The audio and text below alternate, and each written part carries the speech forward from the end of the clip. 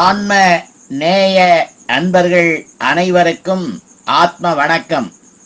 வேலூர் சித்த வித்தை தவ மையத்தின் சார்பில் நம்முடைய ஞானபிதா ஜெகத்சோதி சுவாமி சிவானந்த பரம அம்சர் அவர்கள் உலக மக்கள் நலன் கருதி உருவாக்கிய சித்த வேத தத்துவத்தை உங்களின் செவிகளுக்கும் சிந்தனைக்கும் பயன் தரும் வகையில் தினம் தினம் வழங்கப்படுகிறது.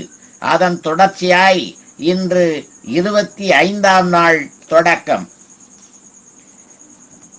அப்பொழுது ஆலோசனை சமயத்தில் யாதொரு விதத்திலுள்ள சப்தம் உண்டாக்க நமக்கு முடியாது. யாரேனும் சப்தம் செய்தால் அது நமக்கு வெறுப்பாக தோன்றும். இதே மாதிரியாகத்தான் மனன சமயத்திலும் யாதொரு சப்தமும் உண்டாக்க முடியாது. அப்பொழுது சப்தம் தன்னில் அடங்குகிறது. எப்பொழுது சப்தம் தன்னில் அடங்குகிறதோ அப்பொழுது மனிதராகின்றோம். அப்பொழுது நம்முடைய மனம் தன்னில் லயிக்கிறது. மனது தன்னில் லயித்த போது தானாகி தன்மயமாய் தீருகிறது. அப்பொழுது மோட்சமாகிறது. இதனால்தான் மனிதருக்கே மோட்சம் கிடைக்கிறது என்று சொல்ல காரணம். இதெல்லாமல் சப்த ரூபமாய் ராக துவேஷ மத மாச்சாரியாதிகளான தொழில்களோடு கூடி மிருகங்களாகிய நாம் மனிதரென்று அபிமானிக்கிறதல்லாமல் உண்மையில் மனிதர்கள் அல்ல. மனிதராக வேண்டுமென்றால் ராக துவேஷாதி தொழில்களை விட்டு முன் சொன்ன நிலைமையில் சேர வேண்டும். அதற்கு முன் ஒரு காலும் மனிதர் அல்ல, மிருகங்களே ஆகும். சுவாமி, இதுவரை சொன்னதெல்லாம் உண்மைதான். ஆனால் உலகத்தில் அநேக இயற்கை அதாவது உருவ வித்தியாசங்கள் காணப்படுகின்றன. அதாவது மனிதர் என்று அபிமானித்து வருகிற இரு காளிகளும் அவர் மிருகங்கள் என்று எண்ணி வருகிற யானை, குதிரை, மாடு, ஆடு, சிங்கம், புலி முதலிய 4 காளிகளும் பருந்து, கிளி, காகம், கோழி, மயில் முதலிய பறவை இனங்களும் பாம்பு, வள்ளி முதலாகிய ஊர்வனவும் தவளை, மீன் முதலிய நீர் வாழ்வனவும் எறும்பு, கிருமி, கீடாதிகள் முதலிய பிறவிகள் எல்லாம் பல விதத்திலும் காணப்படுகிறது. இவைகளெல்லாம் சிருஷ்டி ஒரே விதம் என்று சொன்னீர் அல்லவா? நானாவிதத்தில் காணப்படுகின்ற இவைகளெல்லாம் எவ்விதமாகும் சிருஷ்டி ஒரே விதம் என்று சொல்லுகிறது? அதை விரிவாக சொல்ல வேண்டுமாய் கேட்டுக்கொள்கிறேன். நீர் சொன்ன விதத்தில் பிரகிருதி அதாவது இயற்கை ரூபங்கள் வித்தியாசமாய் துண்டு துண்டாய் காணுகிறது.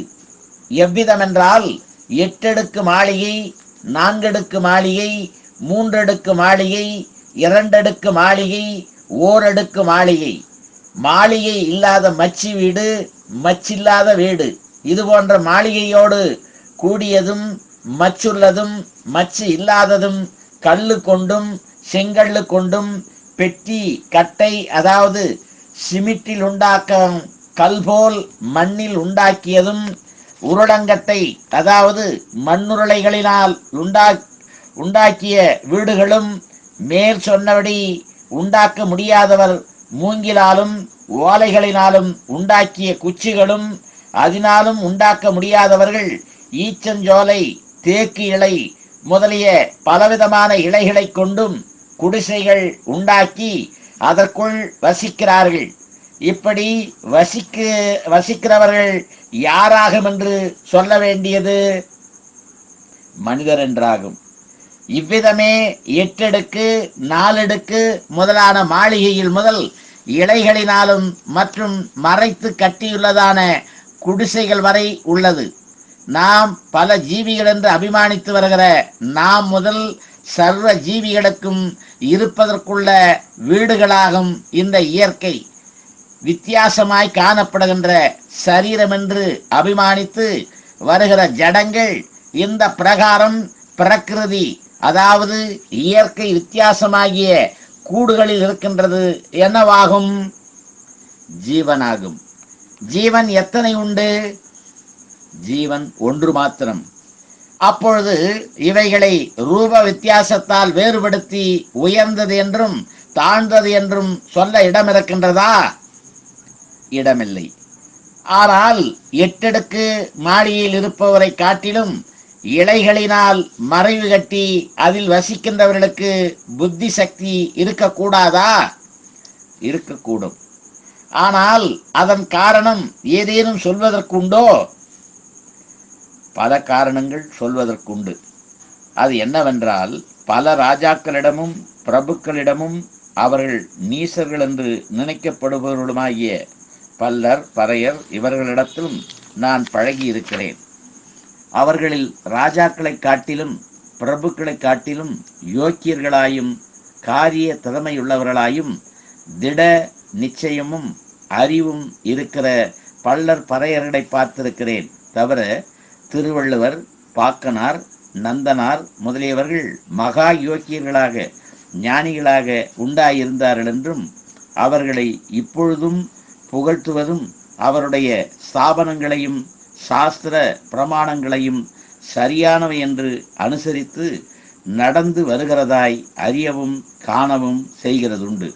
அவர்களுடைய யோக்கியதை முன் சொன்ன ராஜாக்கள் என்றும் பிரபுக்கள் என்றும் அபிமானித்து வருபவருடையதை விட மேலானது என்பதாகும் என்னுடைய நம்பிக்கை. அப்பொழுது இன்னவருக்குத்தான் புத்தி சக்தி உண்டாயிருக்க கூடும் என்று உண்டோ? இல்லை. ஆனால் நீர் சொன்ன தாழ்ந்தவர்கள் முதலானவரும் மகா ஞானிகளாகிய திருவள்ளுவர், பாக்கனார், நந்தனார் முதலானவர்களும் எங்கேயாக வசித்திருந்தார்கள்?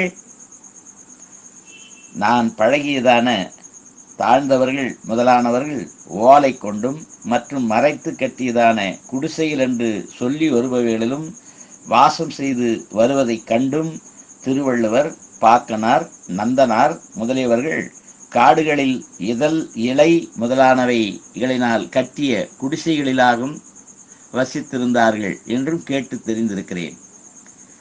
ஆனால் இப்பொழுது இன்ன வீட்டில் வசிப்பவருக்கே விசேஷ புத்தியும் அறிவும் உண்டாகும் என்பதற்குண்டோ? அப்படி இல்லை.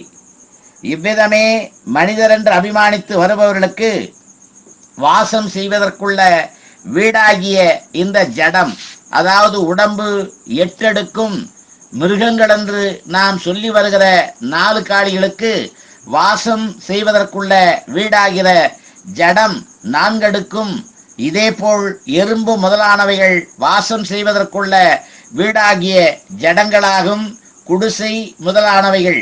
ஆனால் எறும்பு என்று சொல்லி வருகிற குடிசையாய் வீடாகின்ற ஜடத்திலுள்ள ஜீவனுக்கும் மனிதர் என்று சொல்லி வருகிற 8 அடுக்கு மாளிகையாயிருக்கின்ற வீடான ஜடத்திலுள்ள ஜீவனுக்கும் ஏதேனும் வித்தியாசம் உண்டோ? யாதொரு வித்தியாசமும் இல்லை. ஆனால் எதற்கு வித்தியாசம் உண்டு? வீடாகிய உடம்புக்கு.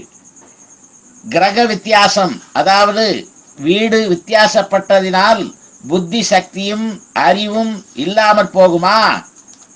போகாது. ஆனால் குச்சு, குடிசை, பர்ணசாலை முதலானவைகளில் வாசம் செய்கின்றவருக்கு சமமாக உள்ள எறும்பு, ஈ முதலானவைகளுடைய ஜடத்தில் வாசம் செய்கிற ஜீவனுக்குள்ள சக்தியும் புத்தியும் மனிதன் என்று அபிமானித்து வருகிற கிரகங்களில் இருக்கின்ற ஜீவிகளுக்கு இல்லை என்றே தெளிவாக்கலாம். அது எவ்வாறெனில், எறும்பு தன்னை காட்டிலும் பெரிதாயுள்ளதனையும் கனமாயுள்ளதனையும் தனியே தூக்கி எடுத்து கொண்டு போவதை பார்க்கவில்லையா?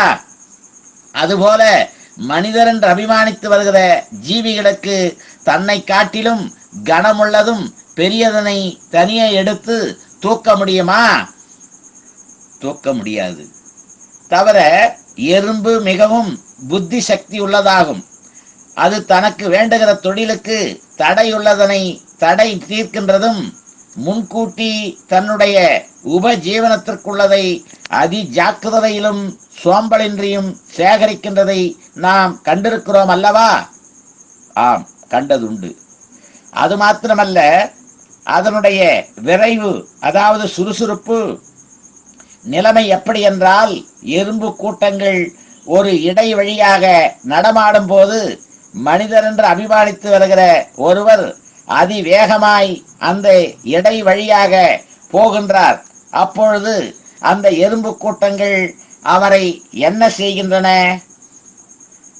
அவருடைய பாதம் முதல் சிரசு வரை ஏறுகின்றன. நன்று, நாளைக்கு தொடர்வோமா? ஆத்ம வணக்கம்.